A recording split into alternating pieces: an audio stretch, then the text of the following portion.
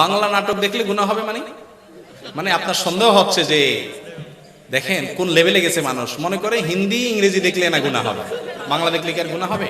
দেখুন ভাই, হাসার জিনিস না, কোন আমাদের কাছে অনেক এমন এমন প্রশ্ন আসে যে প্রশ্নগুলো দূর থেকে মানুষ মনে করে এটা কেউ করে, আসলে লোকটা ওটা জানা দরকার, অতটুকু উনি জানেন না, হয়তো হতে পারে। দেখেন, নাটক সিনেমা দেখার সাথে হালাল হারামের সম্পর্ক হলো দৃশ্যের সাথে সম্পর্ক, এটার সাথে ভাষার সম্পর্ক। আরবিতে নাটক দেখলে সওয়াব হবে, বুঝেন নাই কথা? আরবিতে যদি আপনি নাটক দেখেন যে নাটকে নারী পুরুষ একসাথে অভিনয় করে, মিউজিক আছে, হারাম জিনিস আছে যেটা দেখা হারাম, এটা যদি আরবিতেও দেখানো হয় জায়েজ হবে? তাহলে বোঝা গেল এটার সাথে ভাষার কোনো সম্পর্ক নেই। কি দেখছেন সেটার উপর নির্ভর করবে। আপনি যদি কোনো পর্নোর দিকে তাকান তাহলে সেটা দেখা কি, এবং কোনো হারাম দৃশ্য যদি দেখেন, অশ্লীল কোনো দৃশ্য যদি দেখেন, মিউজিক যদি আপনি উপভোগ করেন, তাহলে সেক্ষেত্রে সেটা কি হবে? হারাম হবে।